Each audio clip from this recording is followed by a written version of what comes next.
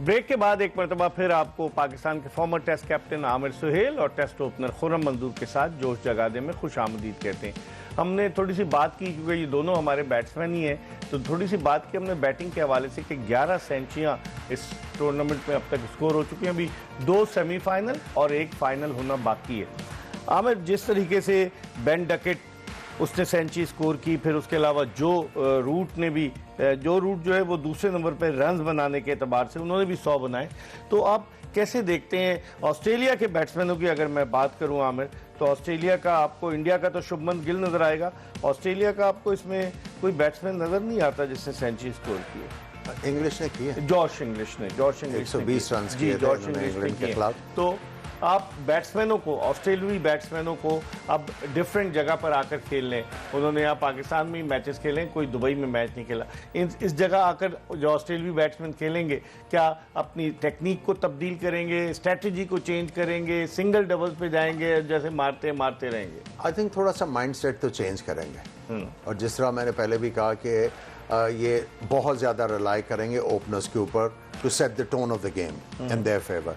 अगर ये दोनों ओपनर अच्छा कर लेते हैं तो फिर ये चैलेंज तो ऑस्ट्रेलिया की टीम चैलेंज तो करेगी, चैलेंज करेगी। बिल्कुल ये वो बैठेंगे नहीं, ये फाइट करेंगे और ये बड़ी अच्छी प्लानिंग करके आएंगे।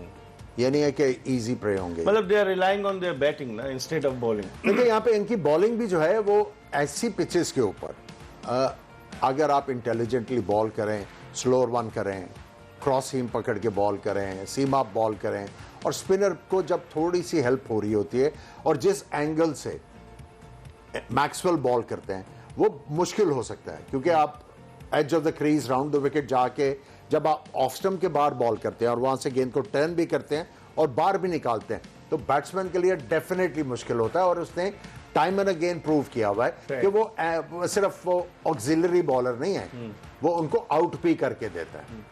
लेकिन Khurram, Indian batsman versus inexperience ऑस्ट्रेलियाई फास्ट बॉलर्स, अब आप देखें ना तो उनका पैट कमिंस है, ना जॉश हेजलवुड है, ना मिचेल स्टार्क है, फिर एक तो रिटायर हो गया उनका मार्कोस स्टॉइनस, एक ने कह दिया कि मैं आराम करूंगा। तो आप उस बॉलिंग अटैक को अगर आप निकाल दें, जो inexperience bowling attack versus India, समझते हैं इंडियन बैट्समैन जो है उसके खिलाफ स्कोर रन बड़े कर सकते हैं?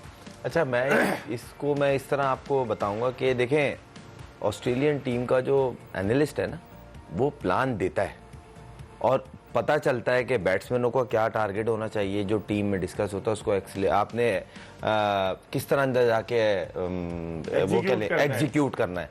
तो इनका एक्सपीरियंस ये कह लें कि वहां पे उसको इतना मैटर नहीं होगा जब अच्छा हेल्दी प्लान होगा। इसमें खुद भी देखा होगा कितना इन्वॉल्वमेंट रहती है, ओवर में 2-3 दफा बॉलर के पास जाना, बात करना। हमारा वाला एक प्लान चीज करता है अपने मुस्तकबिल के लिए। मैं वेट कर रहा था, मैं आ रहा हूँ, वेट कर रहा था, मुझे पता था यहाँ आएंगे। हमारा वाला अपने मुस्तकबिल के लिए प्लान करता है बजाय उनको प्लान देने के। अच्छा, यहाँ थोड़ा था ना। अच्छा, मुझे ऐसा लगा जो लास्ट मैच इन्होंने न्यूजीलैंड के खिलाफ खेला, थोड़ी सी इनकी बैटिंग एक्सपोज हुई है इंडिया की। ऊपर के टॉप 3 उड़ते हैं ना, खासतौर पर कोहली अगर जाता है, अगर कोहली आउट हो जाता है अर्ली ऑन, तो इंडिया एकदम बैकफुट होता है।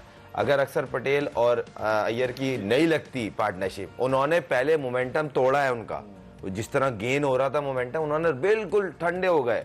20-20, 25-25 बॉलें आराम से खेली है विदाउट बाउंड्री। उसके बाद जब उनका मोमेंटम स्लो हुआ है, फिर गियर चेंज किया किसने? सीनियर प्लेयर होने के नाते अय्यर ने तो एक ओवर में 3 चौके मारे। तो हमने कल रात को बात नहीं की है ना। नहीं, मैं एक बात बता रहा हूं कि ऑस्ट्रेलियन ये वीक जोन देखेंगे। मैं ये बोलना चाह रहा हूं कि देखें, ऑस्ट्रेलिया ना होमवर्क अच्छा करके आता है, ये फंसे कहां?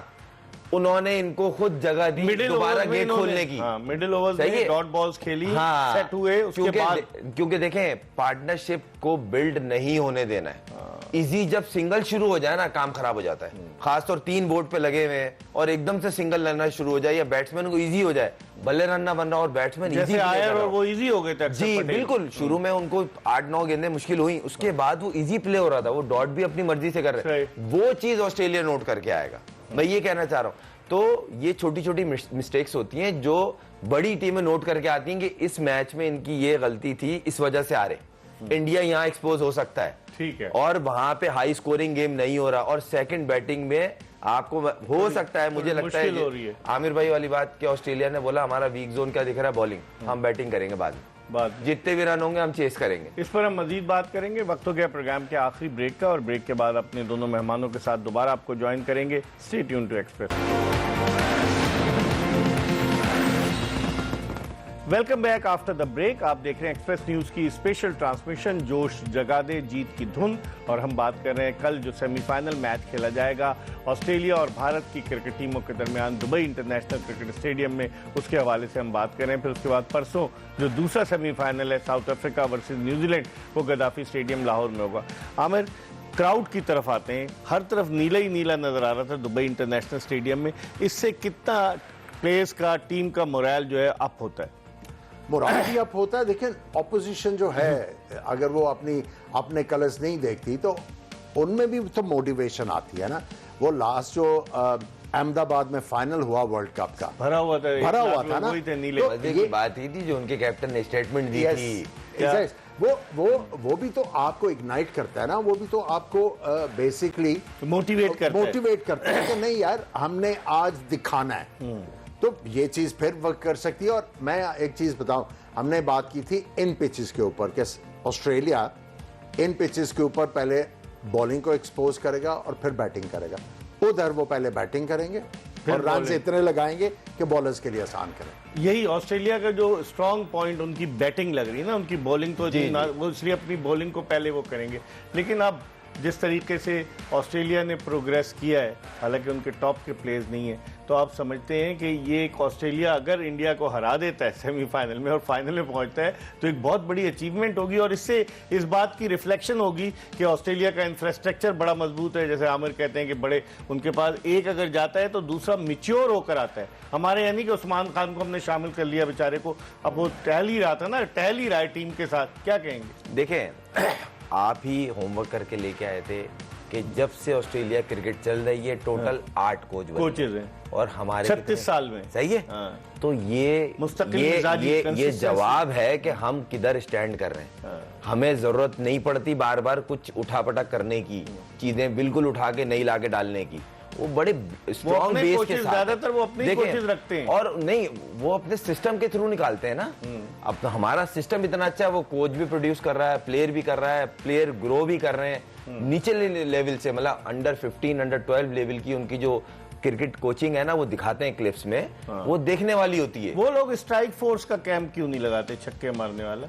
वो ये सब कोई मिले तो मेरी दिली ख्वाहिश है कि T20 वर्ल्ड कप ना हो और कोई T20 को 10 मैचों की सीरीज ना हो, और कैंप जरूरी है। मतलब ये सवाल है, फोर्स एक ऐसी फोर्स जो स्ट्राइक करेगी, जो जाके मैदान में गेंद और बल्ले का जब तालमेल होगा। आमिर भाई ने एक लंबी सांस ली है, तो वो क्या करेगी?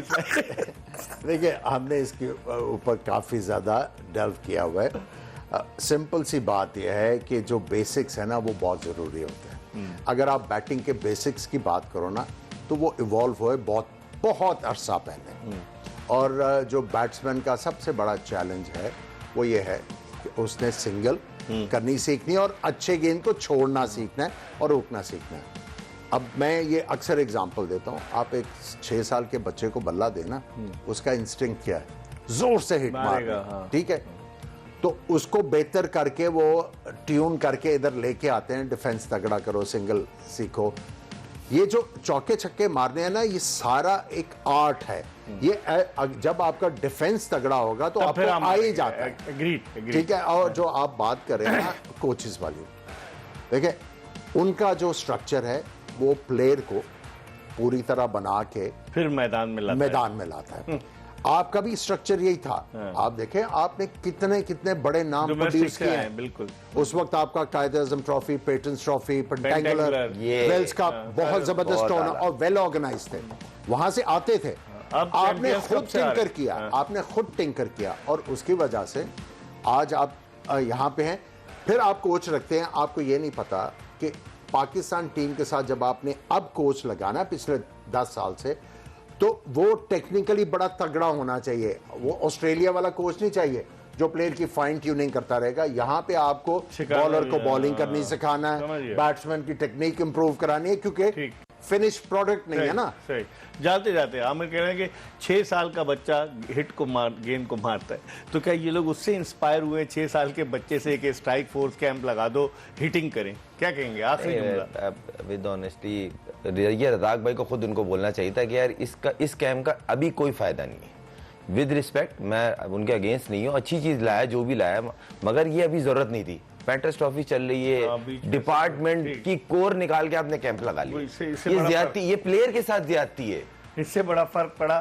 यकीनन गुफ्तगू तो बहुत आगे भी हो सकती है, लेकिन इसके साथ ही प्रोग्राम का वक्त ख़त्म हुआ और इंशाल्लाह अगर ज़िंदगी ने वफ़ा की तो रात 11 बजे दोबारा आपकी खिदमत में हाजिर होंगे, क्योंकि कल सेमीफाइनल डे है, इंडिया वर्सेस ऑस्ट्रेलिया।